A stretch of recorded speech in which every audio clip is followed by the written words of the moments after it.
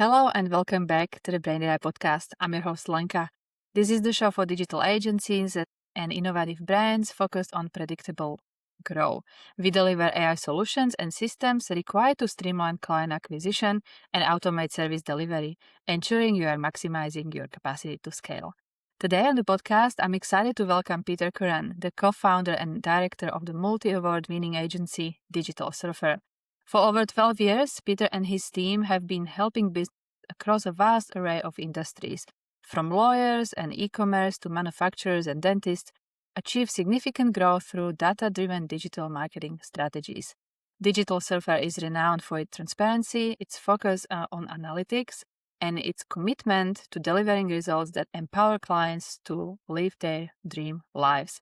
Today, Peter is here to share his insights on scaling the business, leveraging AI, and building lasting client relationships. Peter, welcome to the show.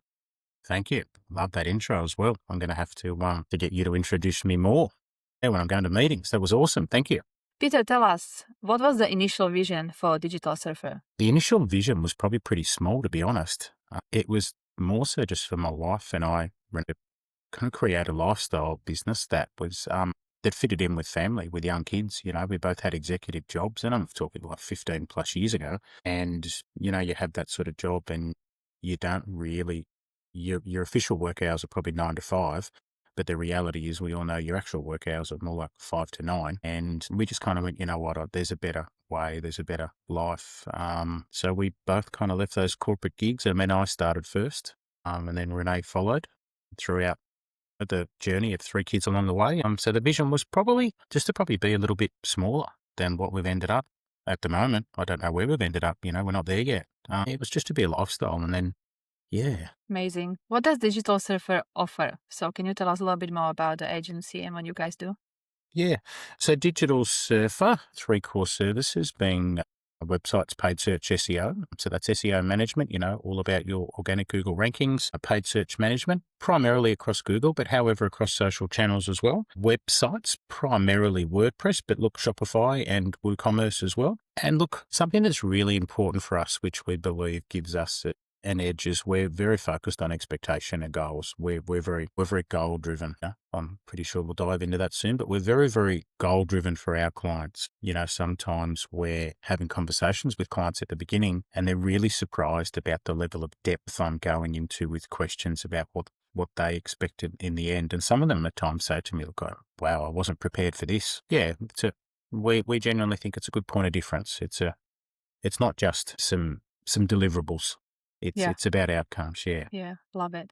And as you said, we'll dive into client expectations very soon. But before we do, I love the name. Can you tell me how this happened, who idea it was, and just the story behind this? Yeah, so we had a rebrand. Geez, how many years ago now? 12 years ago or so. We just had a website solutions name. It was pretty boring. And we decided we needed to get something with digital in it. So through ASIC and then domain name availability, Renee shortlisted 3 or 4 names, and she wanted to actually be called Digital Gecko. That was her thing. And the actual truth is, that wasn't available. And of the names that were available, we didn't actually like Digital Surfer that much either, because we were concerned that it would be misconceived as a surfing brand, not a digital brand. And because we live on the Gold Coast and, you know, we're beach people, we kind of thought people are going to mistake us and ring up and want to buy surfboards and stuff, and you know, we don't want to be confused as that. So we were a little bit reluctant, but through a process of elimination, we just didn't like the other names either. We didn't think they were kind of brandable, marketable. So we went with Digital Surfer, and there was a level of reluctance at the beginning, to be honest. There really was. We didn't love it, and we just kind of went, well, we'll see if we can make it work. 12 years later, we're really glad we have. It's like really marketable. 100%. Yeah, as you said, like you live in Gold Coast, and people are surfing internet, right? Like it's literally what they do. So I think it's spot on. I love it. Yeah, it's worked out too good to be true. You know, 100%. like you can see the kind of wave on the glass behind us, and you know, we've got a lot of marketing collateral out of the name now, and it's worked out really well. But so it's really funny. The truth is, it was the best of the bunch that we didn't really like.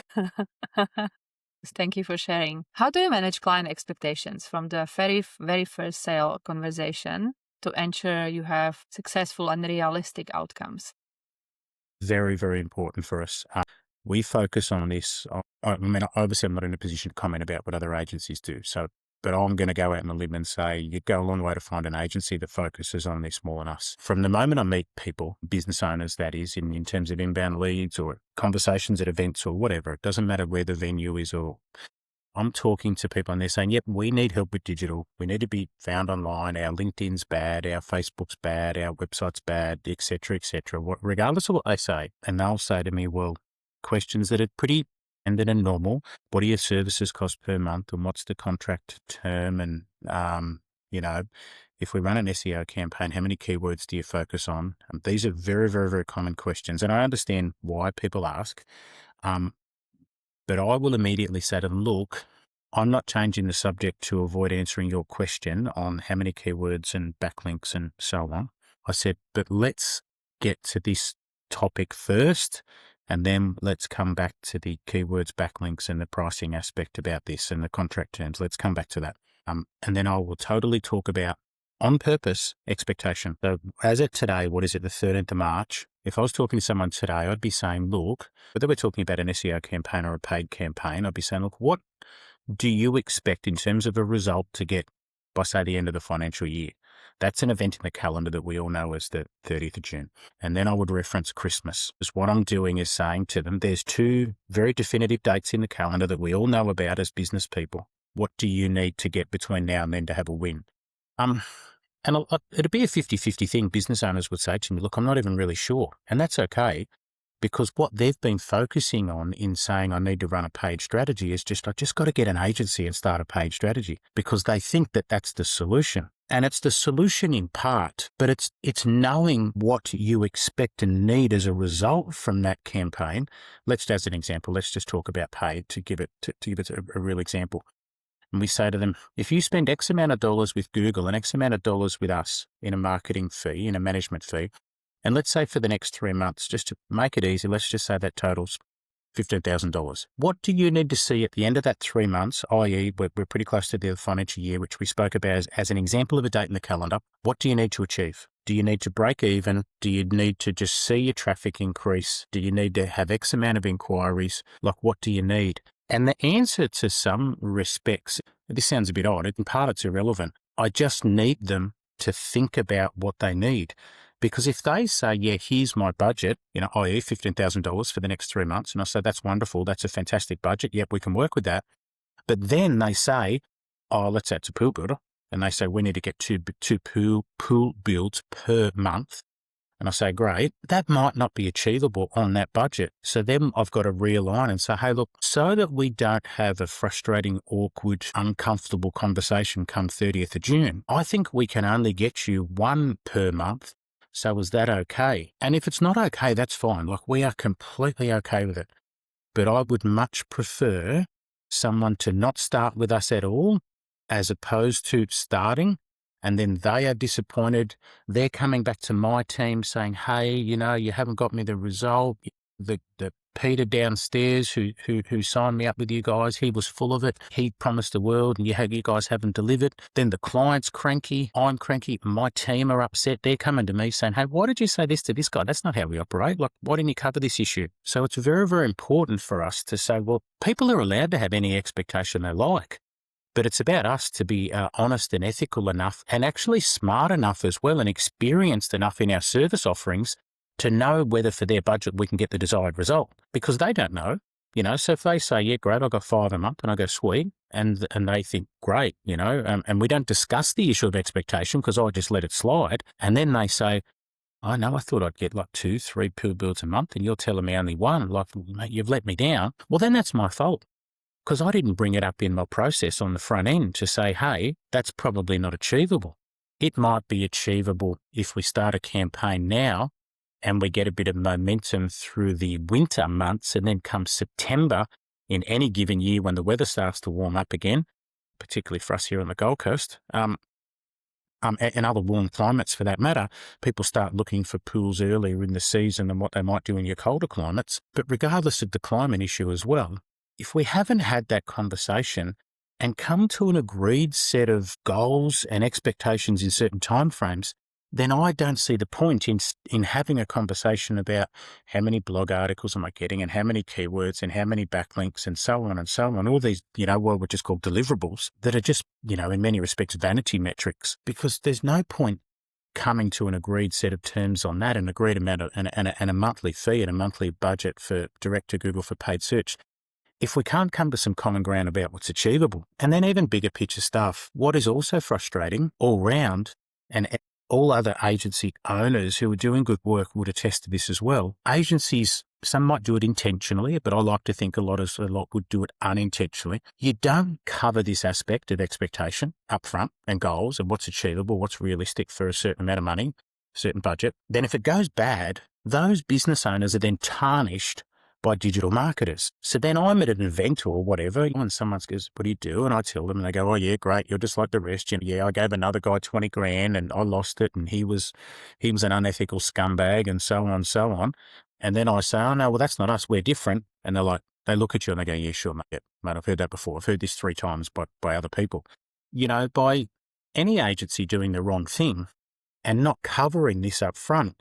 And it's probably, I think, this issue of expectation could go way beyond just digital marketing as well. I guess if I flip this scenario, I've been talking about pools. If I'm the pool buyer, I've got expectation as well of the pool builder. So those guys need to cover that between each other so they don't have dramas in their build process and, so on. So I just think, I don't know why, but it's a common thing that we get, that when people start with us, they're probably not prepared for it, and people probably think I'm a bit odd in my sales process, but I don't think, okay, look, we all know there's a process of know, like, and trust, and that will go on forever.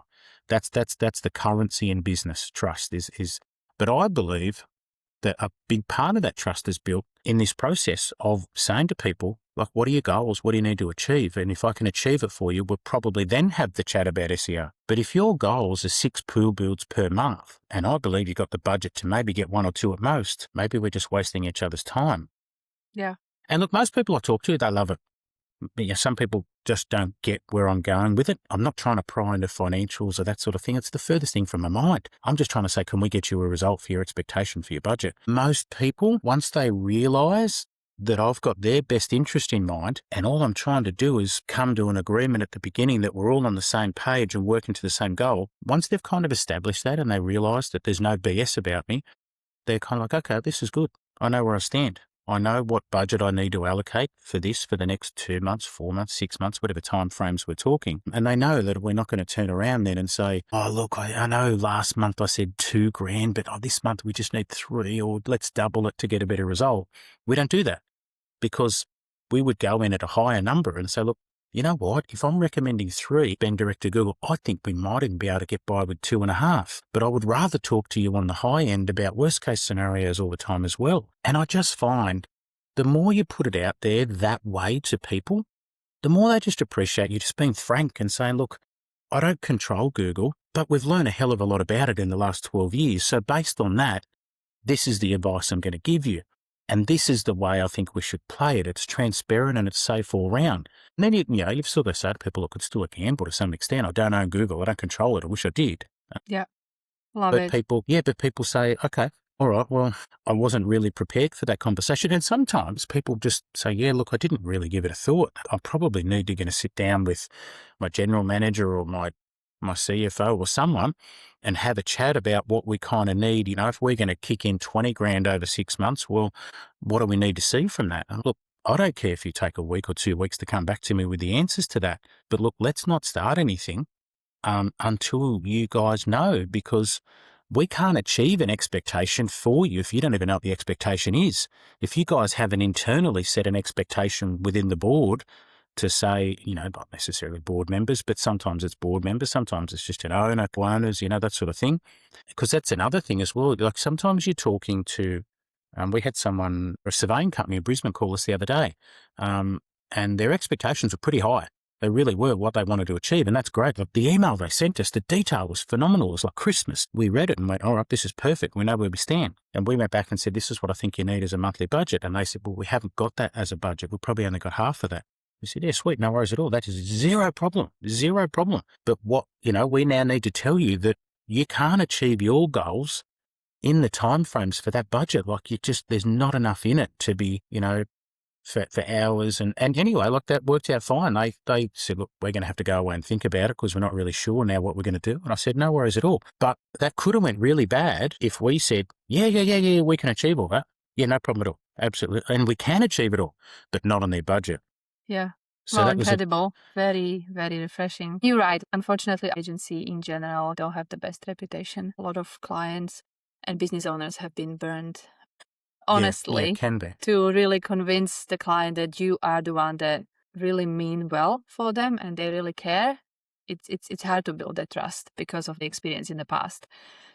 I'm very interested to tell me a little bit more about when we caught up first. You mentioned that you implemented some AI automation for client onboarding workflow. Can you tell us a little bit more about that? Absolutely.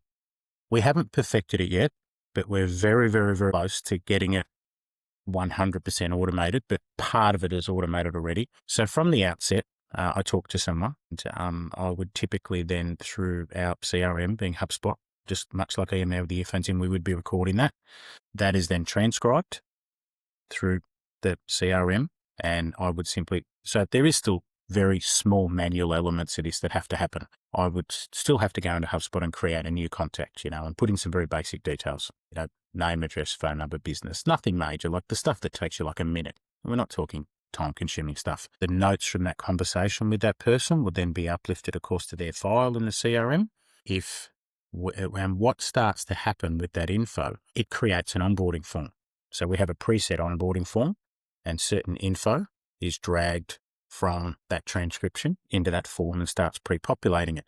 This is on the basis that I'm assuming and or hoping and working towards them being a client of ours. So we get a little bit ahead of ourselves in the process, and we're creating an onboarding form. So then at the point in time where they say, please send me a proposal, and I may have had more conversations or who knows what, but that's where there's still the human element. Like a human's still got to pick up the phone and talk to another human to sell. Once that's established and they go, great, send me a proposal for a new website or a 6-month SEO campaign or whatever it is. We have all these templates that are pre-populated and set. So I'll send them a proposal, which doesn't take very long at all because all the info's already in it. It's already been pre-populated. When they sign at their end electronically, that then triggers a process internally through AI. And I'm not the most technical person, so some of the technical elements about how it all happens, I'm not completely sure, but I know it happens and it's awesome. They sign electronically. That then triggers something in Xero and an invoice gets sent to them. So they then pay the invoice. Again, triggers something else on our end. And what happens then is that a pre-populated welcome email gets sent to them straight away, and the onboarding form is attached. Now, the onboarding form is, I'm not going to say an approximate percentage, but a fair bit of it's already completed when it gets to them.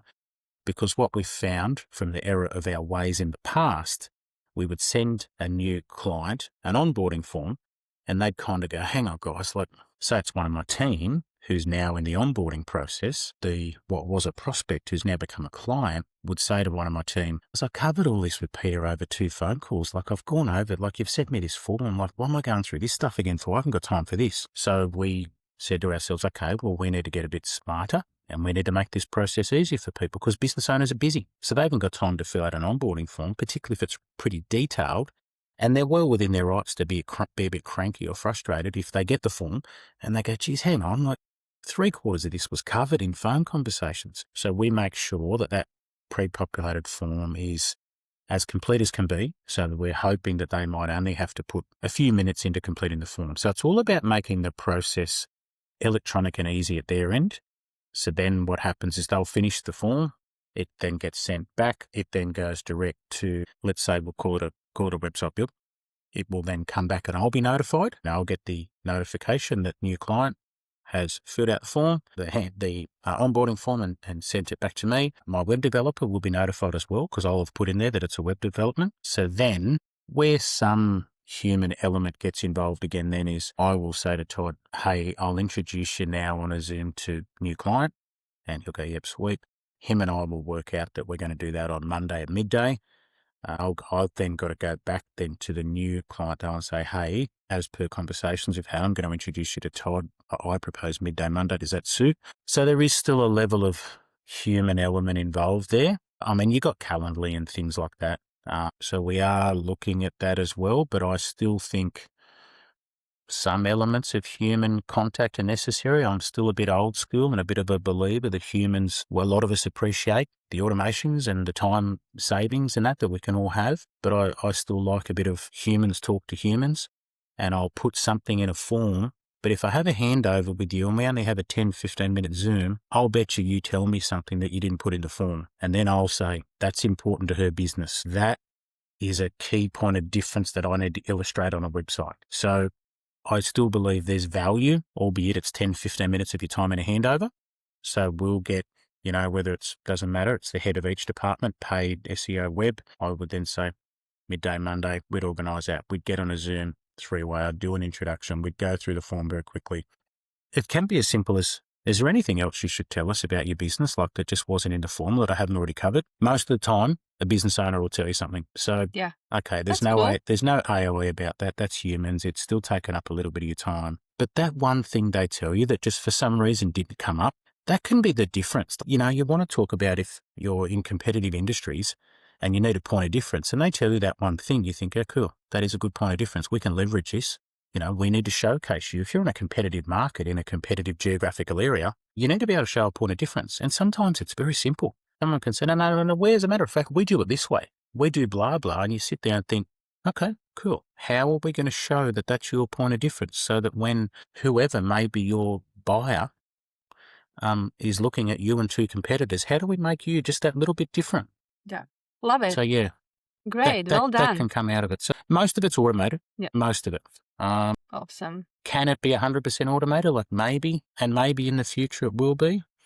No, I'm a big believer you still need to have that, authenticity. Yeah. Like there's a reason why we are in this relationship business. It's not just about metrics. And as you said, like it's about the connection and trust and something you can't build with AI. No, not yet. Maybe one day. You refined your website to attract specific type of clients. How did you identify your ideal client profile? And what changes did you make to attract them? So I'm going to go back to COVID times to share some insight for everyone. At that time, so in March of 2020, I don't know, I couldn't see the figure, but we invoiced a certain amount of money on the 1st of March. And then on the 1st of April, after COVID had really started to have an impact in here in Australia, and we all kind of went, wow, this is all a bit scary. There's a whole lot of unknown. We had quite a few clients leave in that month because they just, they did. So I don't know the percentage. Renee would know. I should be better prepared, but it's so long ago now.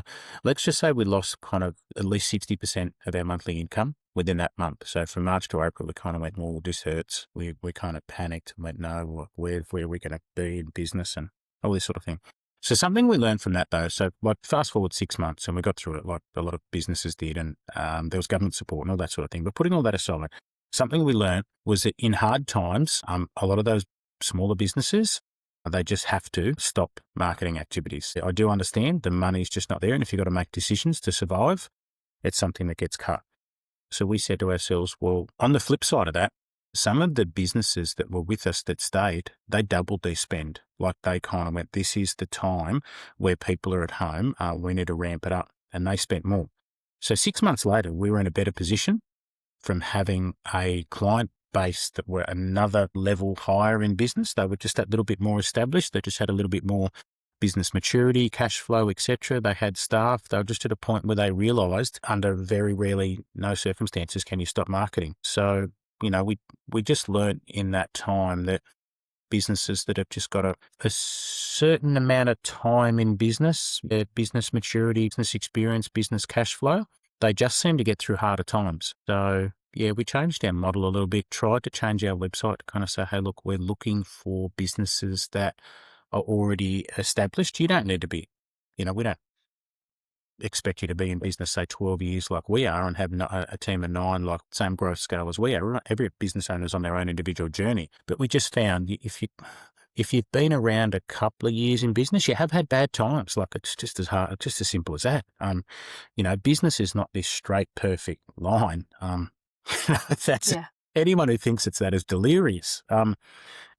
Business can be up and down, and what we try and look for in businesses as our clients, and we're looking to achieve it ourselves, and we're looking to try and help businesses achieve it with a good lead gen strategy, is to not be on this roller coaster that is literally, the Big Dipper roller coaster. Like business can be a bit lumpy, But, there's a bit of this, and then there's this sort of thing up and down like a yo-yo, that's bad.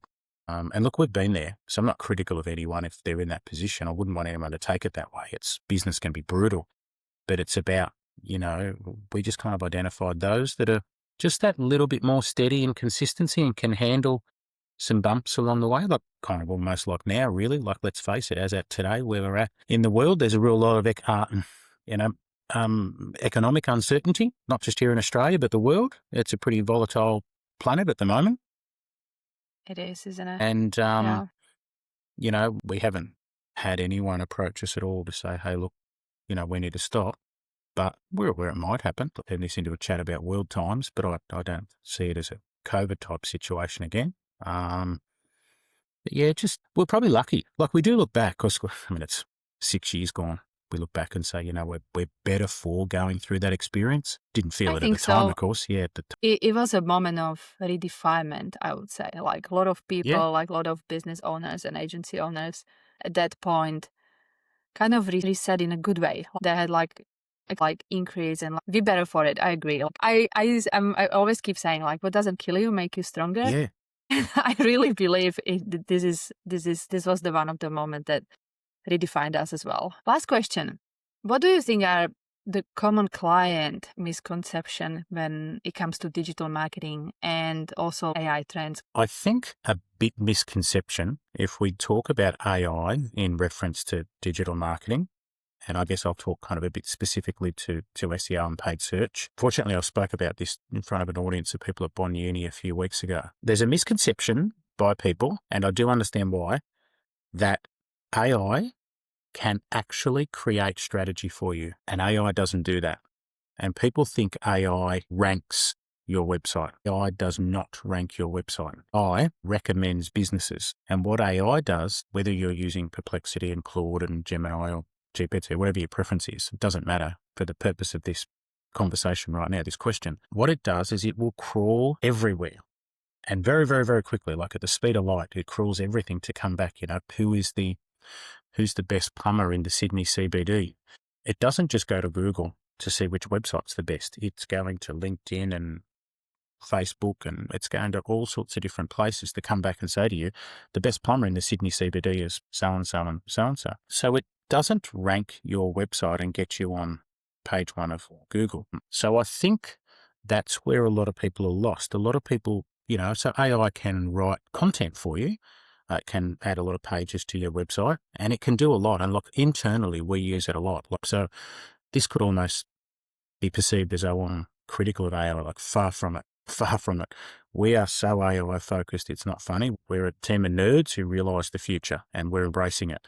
But yeah, where people I think are getting lost, and where I think they'll be disappointed, is they're thinking AI is going to turn my website, into a Google sensation. And that's not what it does, because it can't create strategy. So you can go and say to AI, can you write 3 pages of content for my website? It needs to be 1,500 words each, and it's on the topic of plumbers in the Sydney CBD. AI can understand that, and what it will produce for you will probably be factually pretty good, but there's no strategy behind it. That's where it all goes bad. So if those pages, so what people also don't realize, to take it another step further, if we just talk then about adding content to a website, if that content doesn't get indexed, so Google bots crawl, if they crawl it and think, that content doesn't add any value to the net, it doesn't get indexed. So if your content, the new pages you add to your website from AI, if it never gets indexed, well, it can't rank, because Google's scrolled it and said, yeah, okay, but there's already heaps of good content on that topic, so I'm not going to index this, because Google servers are getting full. Not getting full, but, there's been a lot of content added to the net over time. So if your content doesn't get indexed, it never gets ranked. So I think that's where people are, and I don't want to get any more technical than that, but people are thinking that all I've got to do is add my own content and it'll get found. It's just not that simple. Because when an agency sits down to strategize for your campaign, whether it be paid or SEO and potentially other services, we're looking deep into competitors and what they are doing, because success leaves clues. So when others are doing something well, we don't copy it because that's silly, but you can learn from it and you can emulate that strategy to some extent. My view is that AI at the moment is not sophisticated enough at the moment to be able to work out what your two main competitors' strategy is. And if you've got a competitor that's about to move in down the street from you, you can tell AI that, but I don't think it's going to then know how to say, great, well, what's our strategy going to be now? Because our main competitor is going to be 200 meters away. I don't think AI can create the strategy for you to differentiate yourself from that competitor who now geographically is honing in on an audience you used to have geographically. It just can't do that. So I think people are relying on aspect for some of the wrong things. And I just think it's I don't know, like, is it a misconception? Are people being misled? Is it just a lack of education? Maybe all of the above, I don't know. But AI is awesome. It's only going to get better and better. But understanding in a marketing sense what it can and can't do, Yeah. Love it. that's difficult. And I think that's the key. That's the key for business owners who say, I'm going to use it. I'm going to use AI to create my marketing. Do that, but understand its limitations. Yeah. Thank you so much, Pete. That was awesome. Lastly, what would be the best way to get in touch with you or learn more about Digital Surfer? Thank you for asking. Our website, digitalsurfer.com.au. Just call us direct here in the office. Yeah, our landline number is on the website. That'd be great. Or contact us at success@digitalsurfer.com.au is probably the best email. Anyone who wants to have a chat, please reach out. Thank you. For all our listeners, all links will be down below in the description, so you can just hit it and go from there. Thank you so much again for tuning in, and we'll be back with another interesting topic soon. Thank you, Pete. Pleasure. Thank you.